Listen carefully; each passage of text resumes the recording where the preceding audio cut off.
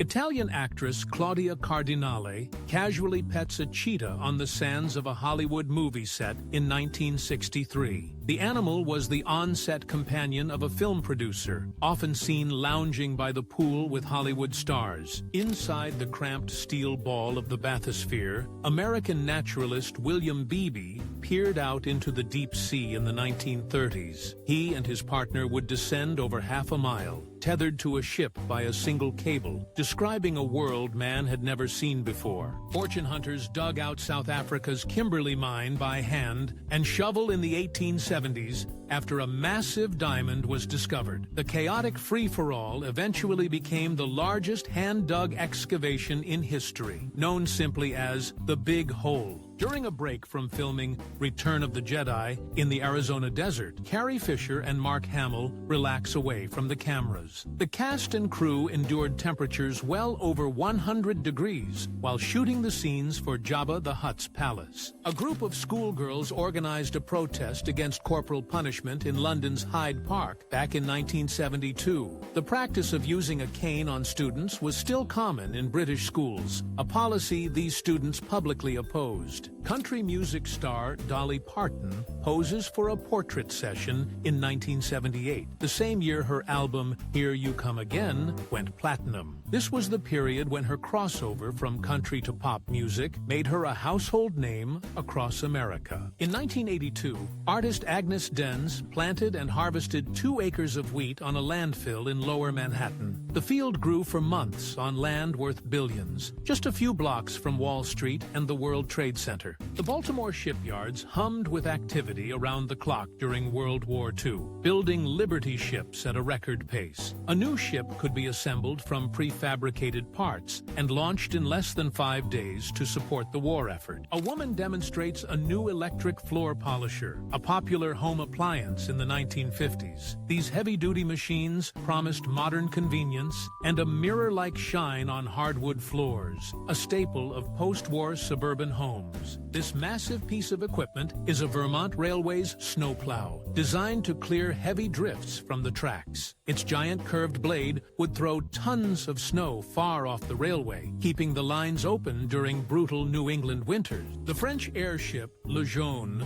floats past the Eiffel Tower in the early 1900s, a time when dirigibles were at the forefront of aviation. These airships were a common sight over Paris, long before airplanes dominated the skies. A construction crew works on the South Tower of the Golden Gate Bridge in the mid-1930s, hundreds of feet above the water. A massive safety net, an innovation at the time, was installed below the workers and ended up saving the lives of 19 men. Before computers and AutoCAD, city plans were drawn entirely by hand on massive canvases like this one. A team of draftsmen would spend months lying on the floor, meticulously plotting out every street and building with rulers and ink. A 19-year-old Goldie Hawn poses for a photo in 1964, years before she became a star on TV's Laugh-In. At the time, she was a young, unknown dancer trying to make a name for herself in New York City. Charles Lindbergh stands with his plane, the Spirit of St. Louis, shortly before his historic solo flight across the Atlantic in 1927. The plane had no forward window to save weight, forcing him to use a small periscope to see ahead. French General Charles de Gaulle inspects free French sailors in Great Britain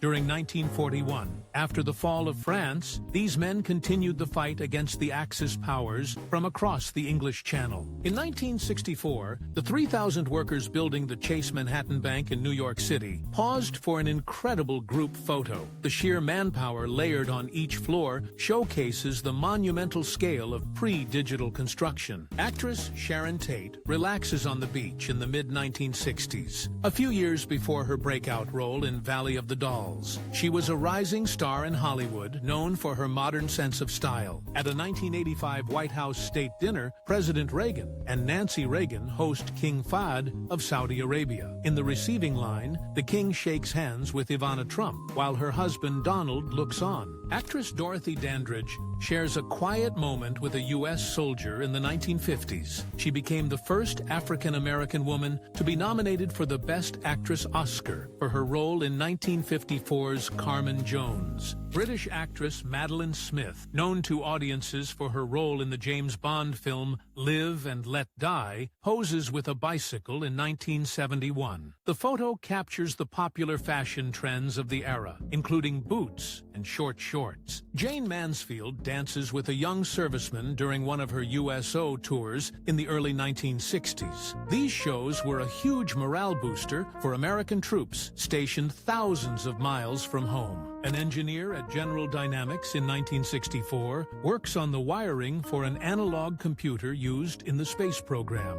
Before microchips, complex calculations for missions required this daunting maze of hand-plugged cables. Yvonne Craig, who famously played Batgirl in the 1960s Batman TV series, shows off her poolside form. Before her acting career, she was a professionally trained dancer with the prestigious ballet Russe de Monte Carlo. David Ben-Gurion reads Israel's Declaration of Independence during the first session of the Knesset in 1949. Overlooking the proceedings is a portrait of Theodor Herzl, the founder of modern political Zionism. Archaeologist Howard Carter peers into the long-sealed tomb of Tutankhamun in November 1922. He and his team were the first people to enter the ancient Egyptian pharaoh's burial chamber in over 3,000 years.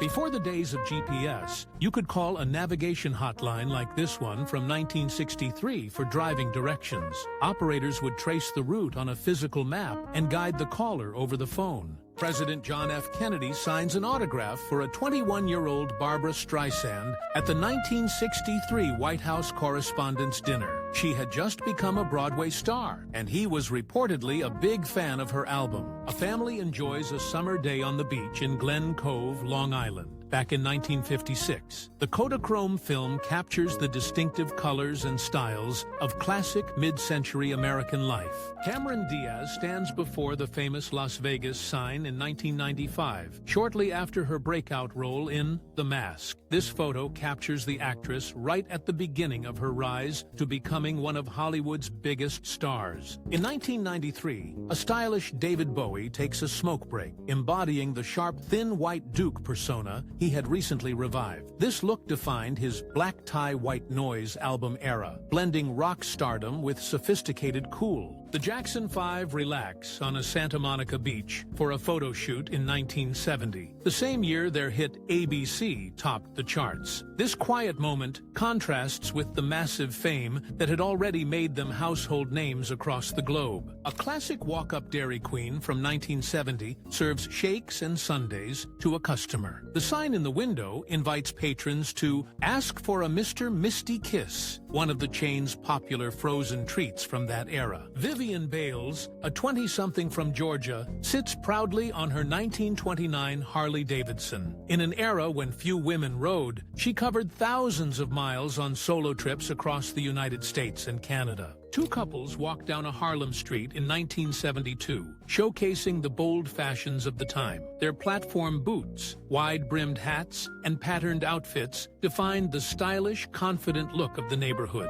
A group of young men in 1970s Japan pose on a city sidewalk, showing off the decade's popular trends. Their bell-bottom pants, heeled shoes, and feathered hair were the height of street fashion at the time. U.S. paratroopers of the 101st Airborne get a briefing in France before the jump across the Rhine in 1945. They shaved their hair into mohawks to intimidate their German adversaries, a tradition borrowed from Native American warriors. Marilyn Monroe enjoys a casual swim in this candid photo taken in 1960, 2 years before her passing. The picture offers a rare, unglamorized glimpse of the actress away from the polished studio lights. A new Pontiac Firebird body is lowered onto its chassis at an assembly plant in the late 1960s. This body drop was a key moment in the production line where the car truly began to take shape. photographed just hours after his death in 1955.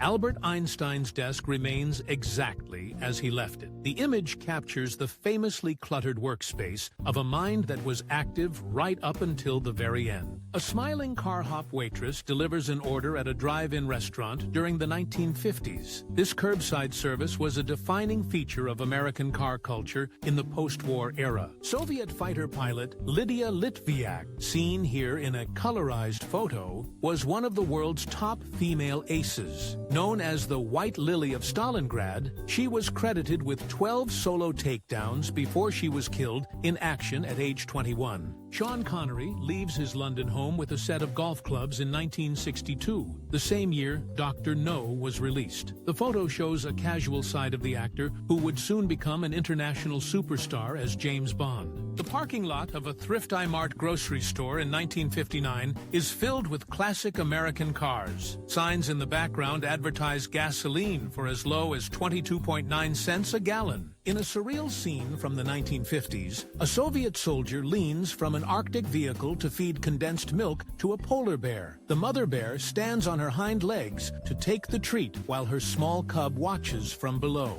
A young, unknown Madonna poses for a photo around 1977, long before she became the Queen of Pop. This was taken during her time as a struggling dancer in New York City, years before her debut album made her a global superstar. Amidst the ruins of post-war Berlin in 1945, a U-Bahn train runs through an open trench where its tunnel once was. This temporary open-air subway system was a surreal sight, showcasing the city's determination to function after widespread destruction. Danny DeVito and Rhea Perlman arrive at a movie premiere in 1986, at the height of their television fame. DeVito was starring in Ruthless People at the time, while Perlman was a household name from her role on the hit sitcom Cheers. A woman in the 1940s tries out the Reduce-O-Matic, a device that was basically a full-body electric blanket. It was marketed as a portable sweat cabinet that promised to help users slim down effortlessly while they relaxed and read a book. Two Palestinian women in traditional dress use a heavy stone mortar and pestle to grind coffee beans by hand. This labor-intensive method was a common part of daily life before the arrival of modern electric grinders.